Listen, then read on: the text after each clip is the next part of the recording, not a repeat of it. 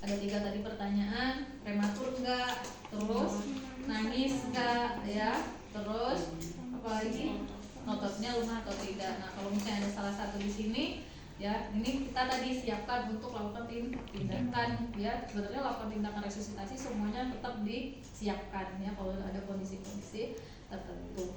Terus apa, kita menggunakan handscoon, ya. Oke, sekarang anggap yuk ini kayaknya perawat habis yang menerima lahiran, nanti dikasih saya. Nah nanti pakai apron ya.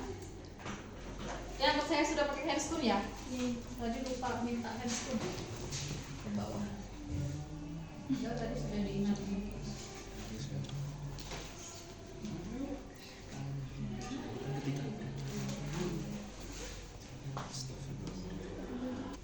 Oke ini ya. Kan basah ya, terus kita taruh di sini, ini sudah dinyalakan ya. Setelah itu apa yang dibagan, kita posisikan ya. Terus apa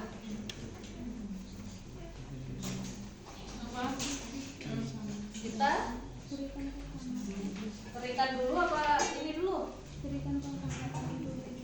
keringkan dulu apa dihisap dulu? Jangan lepas, dihisap dulu ya. Kalau ada suction, pakai suction. Nah ini mulut dulu ya, mulut baru hidung, jangan hidung dulu ya. Oke.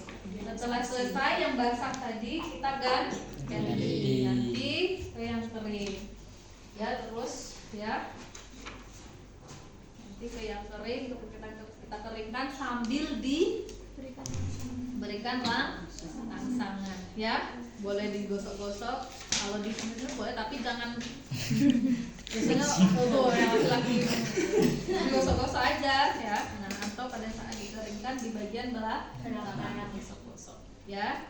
Oke, setelah itu apa? Frekuensi jantung ya. Oke, boleh pakai stetoskop ya, didengarkan ya, boleh pakai umbilikus ya, dicek ya. Oke. Misal kurang dari 182, lakukan VTP, terus pasang oksigen.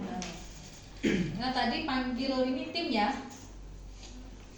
ini panggil timnya ya, jangan lupa ya, kan karena nggak bisa bekerja sendiri toh, biar bersiap. Nah ini kalau ada nadinya, ini nanti bunyi.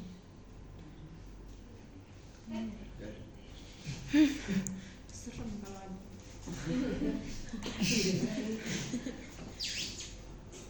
Serem kalau ada. Kita lakukan VTP ya. Nah ini ingat ya, kalau di bagan itu dari kita melakukan penilaian sampai dengan melakukan ini VTP itu 60 detik. Jadi harus lumayan cepat. Ya ini disambungkan ya ke sumber oksigen. Nah di sini posisinya ya C. Ya, ini harusnya mengcover ya dari mulut sampai ke hidung. Ya, posisinya dia di sini sudah membuka jalan nafasnya ya. C. Nah, ini 3 ini di sini, ini kayak gini. Jadi bukan yang kita menekan. Ya. Terus ini bukan juga ditekan gini. Jadi memang kita memfiksasinya itu ya nggak usah sambil ditekan, itu sudah nanti penutup, ya. Itu. Oke. Nah, untuk pompanya ya itu hitungannya pompa lepas, pompa lepas, pompa lepas. Lihat ini pengembangan dada. Jangan sampai penuh. Ya, apalagi bayi baru lahir prematur jangan sampai penuh. Ya, paling tidak sudah mengembang ya. Biasanya kalau sedikit ini aja dia sudah mengembang. Tadi tekanannya ya. Pompa lepas, pompa lepas, pompa lepas, pompa lepas, pompa lepas, pompa sampai 30 detik. Ya, sudah selesai. Kita cek kembali. Cek misalnya kurang dari 100, misalnya 82 masih ya frekuensi jantungnya. Lakukan koreksi. Koreksi apa? Ini tadi ya, strikta tadi. Nah, sumbunya sudah rapat belum?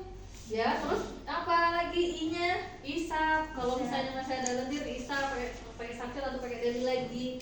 Terus kita buka enggak sumbatan ya pakai cross finger ya. Nah, terus apa lagi? Kanan tadi ya pas mopai ini tadi ya sudah cukup apa belum? Terus alternatif tadi ya, kalau misalnya memang itu dipasang itu ya itu tadi ya tuh. Oke, setelah kita lihat semua sudah tepat ya, kita cek kembali. Nah, setelah cek kembali misalnya frekuensinya di bawah 60, misalnya 55 misalnya seperti itu. Lakukan resusitasi, lakukan VTP dan kompresi. Yuk, 1. Ayo.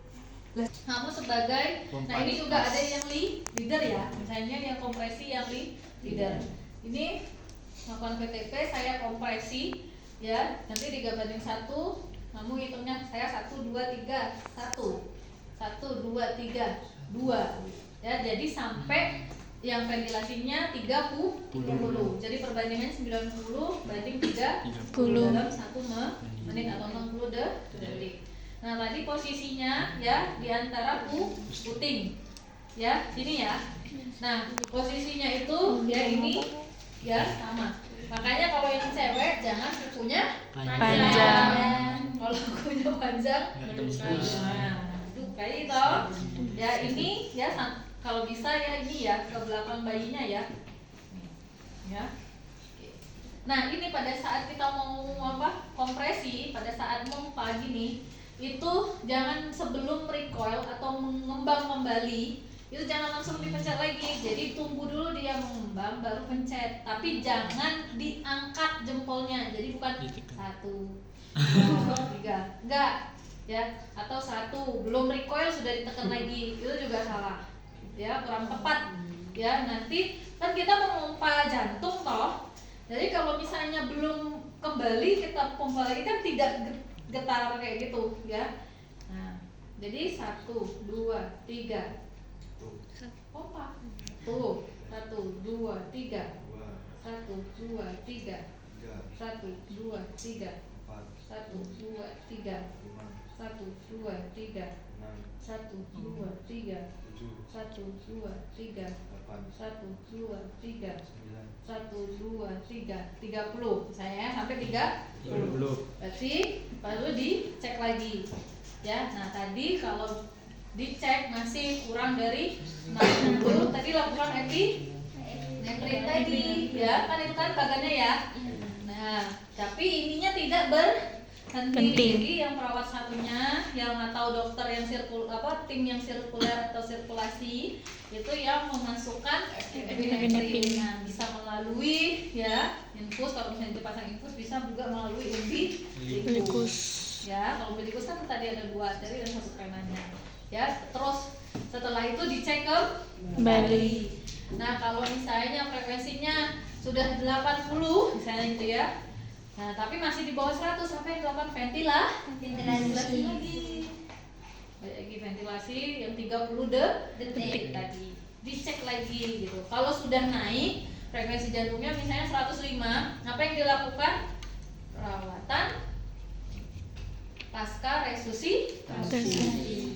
Mau dipasang oksigen ya, misalnya dia perawatan yang lainnya gitu ya. Nah, terus diberi baju ya gitu ya, dibersihkan dan yang lainnya itu perawatannya. Terus nah apa yang perlu dilihat juga, apa yang tadi saya mau nyampein jadi lupa. Oh, itu yang di sebelah kiri kanan itu ada target saturasi. Jadi kita juga lihat saturasinya di sini. Kita sudah berapa menit? Nah, kalau misalnya kita sudah sampai 10 menit, saturasinya misalnya belum sampai target, nah kita harus mencapai target tersebut. Kapan berhentinya? Sebenarnya ya kalau secara ini ya nggak ada batasannya ya. Nah, tapi kalau sudah sampai 20 sampai 30 menit belum ada detak jantung ya, belum ada nafasnya dan yang lainnya, nah itu biasanya nanti akan kita tanyakan kepada keluarga ya, seperti apa keputusannya ya, dan juga biasanya dokter akan mengecek secara keseluruhan gitu ya. Kalau targetnya 10 menit itu saturasinya sudah sampai 95%. Jadi kita sudah, kalau sudah sudah ada oximeter kan kita sudah bisa lihat saturasinya sudah mencapai enggak gitu ya, sampai target enggak gitu. Nah ini yang untuk kompetensi utama ya dokter, tapi perawat yang memang misalnya dia di tempat tertentu ya, misalnya ICU, NICU ya, NICU atau PICU, nah dia kalau sudah pelatihan BDCLS, ACLS dan yang lainnya ya, nah itu dia kompeten terhadap ini bisa melakukan. Tapi biasanya kompeten utama itu adalah dokter ya. Nah ya, nah ini ya itu pada saat lidahnya masuk ke dalam. Nah ini pada saat kita memasukkan laringoskop ke dalam mulut ya, itu dihitung 10 detik. Kalau 10 detik itu belum berhasil memasukkan ini, itu langsung ditarik ya, karena bisa ganggu toh, sama seperti suction. Nah ini posisinya sama ya, di belakang. Kemudian pada saat kita memasukkan ini ya, pada saat memasukkan ini yang kita yang kita tarik ini kok goyang kan? 10 detik. Tarik. Nah.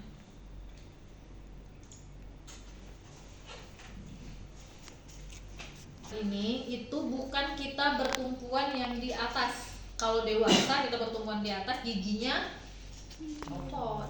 Kalau kita pada saat intubasi pada dewasa bunyi ketek, nah itu giginya copot ya.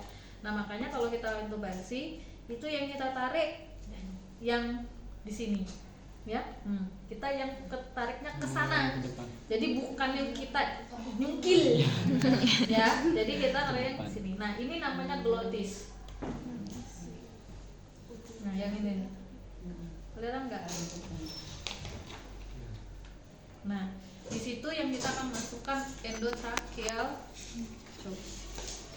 Nih, lihatin nih. Beda, mantel bukan di situ. Seperti beda yo, mantel ke kiri kanan.